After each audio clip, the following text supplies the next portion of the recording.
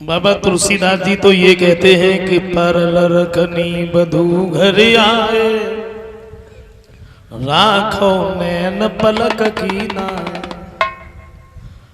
पराए घर की लड़की अगर आंगन में बहू बनकर के आए तो सास का ये धर्म है अपने बहू की इस तरीके से रक्षा करे जैसे आंखों के दीदों की रक्षा करने के लिए ये पलक तैयार रहते हैं। पलक हमेशा सतर्क रहते हैं। इसी तरीके से देखे कि हमारे बहू के ऊपर कोई कष्ट तो नहीं है, कोई कलेश तो नहीं है, और अपनी बेटी से बढ़कर के अपने बहू को माने। ये सास का धर्म है। बहू का भी कुछ फर्ज है क्या? सादर सासु गुरु पति पूजा, जा से बढ़ के धर्म न दूजा। अपने सास ससुर पति इनके कहने के अनुसार चले, पूजन करे। वैसे बताते तो ये है कि जिस स्त्री के घर पर सास ससुर पति जीवित है, मंदिर में पूजा करने का क्या अधिकार? उसके देवी देवता तो घर पर ही बैठे हैं। हम जना कह रहे मतलब सास की पूजा ना होते है, आजू होते खूब होते। फर्क केवल इतना है, पहले वे छोटी माई अगरबत्ती लगाई जाती थी, अब बड़ी माई उठाई जाती है।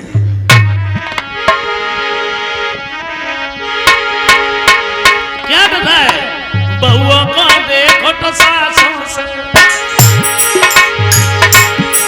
नित उठ के दारी मचाती है।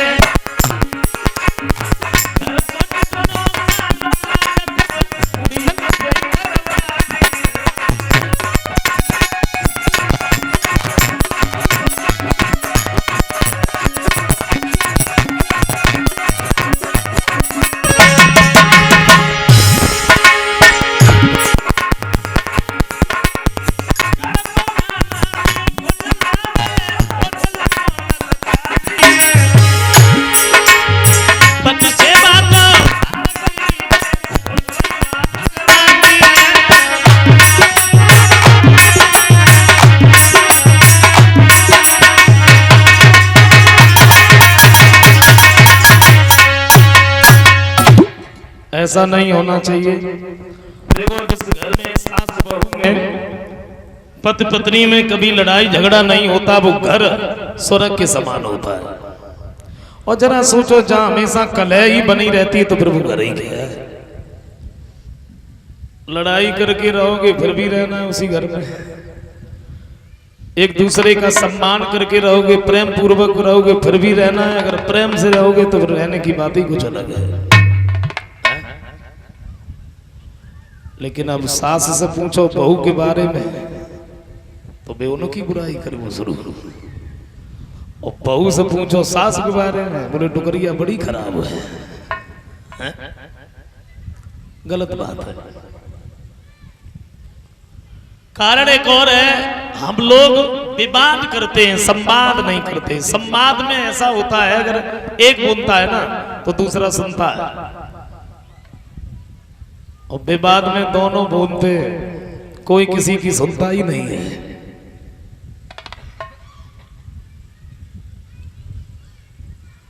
देखो घर भी स्त्रियों के हाथ में होता है। आंगन में अगर सुलक्षणी स्त्री आ जाए, पति अगर उसका गरीब है, एक दिन वो आता है कि कड़कड़ जोड़ करके उसे रईस बना देती है। आंगन में अगर कुलच्छणी स्त्री आ जाए, पति उसका कितने भी बड़ा पैसे वाला क्यों ना हो, एक दिन वो आता है उस पर भीख मंगा देती है। तो मेरा एक बार नहीं बार बार यही कहना है, अपने घर परिवार की तरफ देखो, अपने बच्चों के भविष्य के बारे में सोचो, हमें कैसे चलना है कैसे नहीं चलना है। लेकिन अब मैं देखता हूं कि बाहर की लड़ाइयां तो बंद हो गई, अब ये घर घर की लड़ाइयां शुरू हो गई। बाहर की लड़ाइयां खत्म, अब घर में ही लड़ाइयां शुरू हो गई।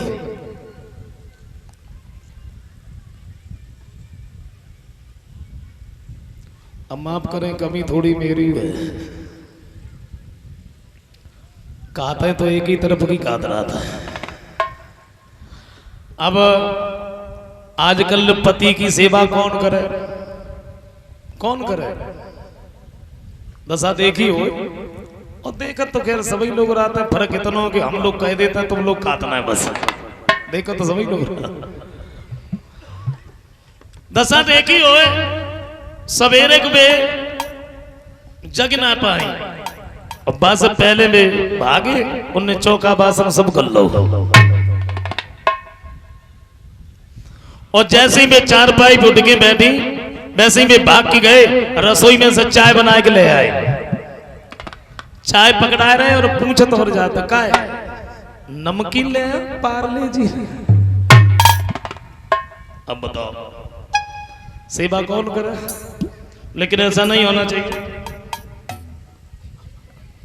अपने सास ससुर पति इनका कहना मानो, कहने के अनुसार चलो, प्रेम पूर्वक घर में रहो, यही मेरा कहना है।